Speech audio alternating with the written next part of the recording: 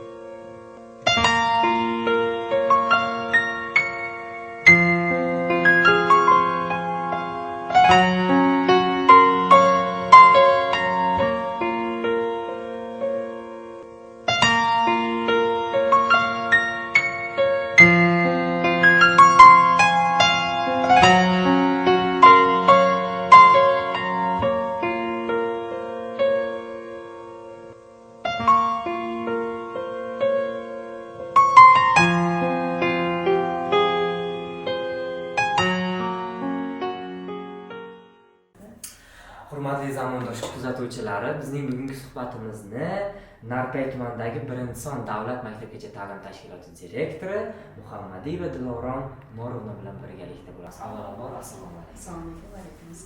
O'zingiz haqingizda mana shu bog'cha faoliyati haqida sizlar suhbatlashasiz. Bizni 1-son maktabgacha ta'lim tashkilotimiz Samarqand viloyati Narpay tumanida joylashgan, Sarbozor mahallasida joylashgan. Bizning maktabgacha ta'lim tashkilotimiz 2019-yil 1-avgust kuni ish boshlagan, qayta qurilib ish boshlagan. Lekin bog'chamiz 2022-yil Narpay tumanida 1-sonli bog'cha bo'lib ish boshlagan. Bunda 22 tagina bola tarbiya olgan. Hozirgi vaqtda bolajonlarimiz mana bu zamonaviy tipda qayta qurilgan bog'chamizda 150 ta bola ta'lim tarbiya olmoqda. Ishchilarimizning barchasi, pedagoglarning barchasi oliy ma'lumotli, ikkitasi tugallanmagan oliy. Bog'chamizda, maktabgacha ta'lim tashkilotimizda 11 ta tugarak bo'lib, shundan 4 tasi majburiy tugarak. Bunda barcha guruhimizdagi barcha bolajonlar mana shu tugarakdan bahra ko'rishadi. Bunda mental arifmetika, savodxonlikka o'rgatish, bunda alohida ota-onalar iltimosi bilan mana shu savodxonlikka o'rgatish ma'nosida tugaragini tuzganmiz. Keyin shaxmat shashka tugaraklarimiz mavjud va rus tili tugaragimiz. Chunki rus tiliga juda ham e'tiborni kuchaytirgan mana shu narsani biz yo'lga qo'yganmiz. Guruhimizda har bitta guruhimiz o'tgan kuni prezidentimiz Shavkat Mirziyoyevning fikrlaridan kelib chiqib, har bitta guruhimizda alohida chet mamlakatlarning tajribalarini o'rganadi. Hozir o'rta guruhimizda Germaniya tajribasini o'rganyapti. Bunda Najiyeva Evada Germaniyadagi bolajonlarimizning ta'lim tarbiyasi va ularni kasbga yo'naltirilgan anosini olgan bizada. Shuning uchun u kishi Germaniya tajribasidan foydalanadi. Hamrayeva Shahnoza hozir 4-kursda o'qiyapti. Oliy ma'lumotga ega bo'ladi. Bu qizimiz Xitoy tajribasini o'rgatyapti bolajonlarimizga. Juda ham bolajonlarimiz ularni o'yin mavzusida o'tiladigan anolarni qiziqish bilan qarayapti. Keyin bizada shundayki, maktabgacha ta'lim tashkilotimizda yordamchi tarbiyachilarimizdan 4tasi tugallanmagan oliy. Lekin ular mana shu anodan boshlab, Inagadan boshlab chiqib kelyapti. Lekin bular ham hech qachon tinch o'tirmaydi. Meni maqtanmoqchi emasman, lekin buni aytishim kerak. O'sha narsalarni qo'yasizlar. Inagalarim hech qachon nima qilmaydi. O'tirishmaydi, yo'q deyishmaydi. Mana shu ertaga juma kuni har bitta kunni belgilab qo'ygan, masalan, ertaga juma kuni qo'l mehnatni tashlashimiz kerak shanba kuni. Ana shu inagalarim ham ishtirok etadi. Tarbiyachilar bilan birgalikda inagalar ham shunga ishtirok etadi. Barcha xodimlaringiz faol. Albatta. Keyin qarang, mana hozirgi yana juda ham rahmat va Lobar hozir metodist bo'lib o'tgan, bizga direktor o'rinbosariga o'tdi. Ana shu juda ham yangilik tashkil qildi. Mana bu bola uyqudan turgandan keyin, uyqudan oldin emas, uyqudan turgandan keyin ertaga aytib berishga. Ertakni ham oddiy anoda emas, o'sha kitobdan o'qib berishga nima deydi, o'sha narsani ichkariga kirgizdik. Bu juda ham katta foyda beryapti, chunki bola uyqudan turib olib, o'zini eplab olgunicha ertak eshitib, bemalol uyqusi ochiladi. Ana shu narsani shunga kirgizishdik. Yutuqlarimiz juda ham ko'p. Ota-onalar bilan ishlashda juda ham katta e'tibor beramiz. Kuzatuv kengashlarimiz har doim ish olib boradi, chunki oziq-ovqat mahsulotlarimizni faqat kuzatuv kengash ko'proq e'tibor qiladi. Bunda Abduvahab Zokirov deydi, kuzatuv kengashimizning rais hisoblanadi. Keladigan kunlik mahsulotimizni tekshirib oladi. Necha marta masalan non mahsulotlari bo'lgan, sut mahsulotlarini qaytarib yuborgan kunlarimiz ham bo'lgan. Kelajakdagi rejalar qanaqa? Kelajakdagi rejalarimiz yanada to'garaklarni ko'proq tashkil etish va mana bu muzikali zalimizdan ota-onalarning iltimosi bilan yana bitta guruh tashkil etmoqchimiz, chunki navbatimizda bola soni ko'p. Bog'cha tashkilotimiz o'rtasida joylashgan. Bog'chamizga yanada ko'proq bola jalb qilish uchun eng birinchi ta'lim tarbiyani ham yaxshilashimiz kerak. Biz shunga e'tibor qaratmoqchimiz. Chunki har bitta tarbiyachi o'z ustida ishlaydi. Mana hozir sizlarga portfolyolarni ko'rsataman, nima ishlar qilayotganligi. Ota-onalar ham bejiz tanlashmaydi. Albatta birinchi o'rinda farzandi ta'lim tarbiyasiga bog'liq ekanligi o'rinda bunga asos soladigan bu tarbiyachi.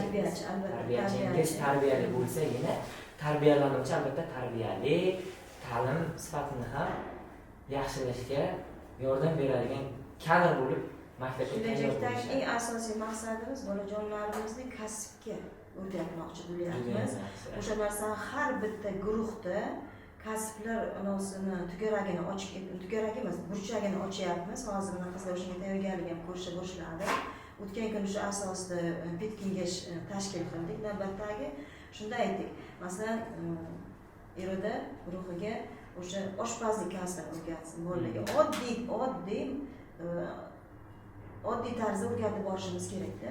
Keyin masalan shunga narsani yo'lga qo'ydik. Qizlarimiz buni tashabbus bilan chiqishdi. Har bitta tarbiyachi yoki bo'lsa har bitta enaga masalan rus tilini o'rganmoqchi yoki bo'lsa ingliz tilini o'rganmoqchi, o'zi masalan boshqa bironta tilni o'rganmoqchi, chet tilini o'rganmoqchi bo'lsa, o'shani ham o'zi o'rganadi, ham bolalarga o'rgatishga yo'lga qo'ydik o'sha narsani bizada. Chunki hozir til bilgan dunyo biladi-da.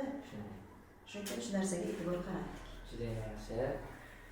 Bu ishlarni boshlabsiz, sizga bardavomlik tilaymiz. Sog'lik, avvalambor sog'lik, salomatlik, ishingizga rivoj tilaymiz.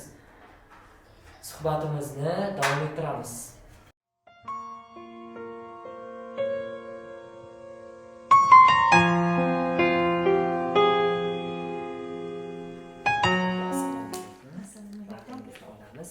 O'zingiz haqingizda, faoliyatingiz haqida bizga Avvalambor xush kelibsizlar. Assalomu alaykum. Men Najimova Iroda.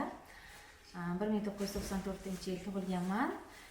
Shu sohaga kirib kelganimga ro'parasi 10 yildan oshdi desam ham adashmayman.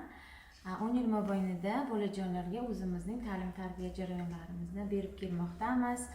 Yosh avlodga ozgina bo'lsa ham o'z hissamizni qo'shayotganimizdan xursandmiz. Bog'chamizga keladigan bo'lsak, bog'chamizda 150 nafar bola tarbiyalanadi. Bizning bog'chamizda shunday metodki, har bir guruhda tarbiyachilar o'zgarib ish faoliyatini olib boramiz. Masalan, mening guruhimda 30 ta bola bo'ladigan bo'lsa, o'sha 30 ta bolaning o'zi bilan alohida individual ravishda ishlar olib boramiz.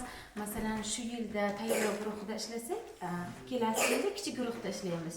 Chunki bolajonlar bilan muntazam ravishda ularning psixologiyasini, rivojlanishini bilib olish uchun. Hozir zamonamiz juda ham jadal rivojlangan desam adashmayman. Juda ham texnologiyalar rivojlangan davrda bolajonlarga yangi texnologiyalardan foydalanib ta'lim jarayonlarini olib boryapmiz. Har yili prezidentimizning tashabbuslari bilan yangi qarorlar qabul qilyapmiz. Bolajonlarni iloji boricha o'yin orqali mashg'ulotlarimizni, bilimlarimizni berib kelmoqdamiz. Bolajonlarimiz uchun o'ylaymanki, hozirgi davrda juda ham ko'p qulayliklar yaratilgan. Asosan masalan ta'lim-tarbiya berish uchun ham, ota-onalar bilan hamkorlikda ishlash uchun ham barcha shart-sharoitlar yaratilgan deb mavjud. Sizga yana nima desam bo'ladi? Endi hozirgi masalan 323-qaror belgilanib, bizning qonunlarimizga yangi qarorlar kiritildi. Endi biz masalan Finlandiya tizim asosida shu vaqtgacha ish olib kelgan edik. Endi hozir masalan Xitoy, Germaniya, chet davlatlarining nima desam, udum bog'chalarining texnologiyalari haqida ham bolalar bilan o'yinlar, mashg'ulotlar davomida foydalanib kelyapmiz. Bog'chamizda bolalar uchun turli xil to'garaklar tashkil qilingan. Faqatgina bolajonlar nima desam ekan, o'yinlar bilan cheklanib qolmay, masalan o'zlarining yoshiga mos rus tili, ingliz tili, masalan hozir juda ham rivojlandi, mental arifmetika fanlarida bilim olib kelmoqda. Bunga albatta o'z hissamizni qo'shib kelmoqdamiz. Juda ham yaxshi. Adashmasam, siz yil tarbiyachisi tanloviga ham qatnashgansiz. O'sha haqidagi fikrlaringiz, tanlov haqidagi u yerda bo'ladigan jarayonlar haqida ham biz bilan ozroq suhbatlassangiz. Yil tarbiyachisi ko'rik-tanloviga keladigan bo'lsak, bu tarbiyachilar o'rtasida o'zaro fikr almashish deb o'ylayman. Asosan masalan tumanlar aro keyin respublika asosida bo'ladi. Men ham shu qatori 2014-yil yil tarbiyasi ko'rik-tanlovida tumanimiz bo'yicha birinchi o'rinni qo'lga kiritganman. Bunda tarbiyachilar yutuq emas, bir-biringiz bilan bir-biringizni ish faoliyatingizni o'rganish. Masalan, boshqa bog'chalarga borib yoki begona bolalar bilan qanday sizni mahoratingizni bilish darajasini aniqlab beradi deb o'ylayman. Endi yana ham kelajakda orzularimiz bor. Nasib bo'lsa, respublika bosqichlarida ham o'rinlar egallashga harakat qilib kelmoqdamiz. Sizga omadlar tilayman. Rahmat. Suhbatingiz uchun rahmat. Sizga omadlar tilab, kelgusi ishlaringizga bundan-da katta muvaffaqiyatlar.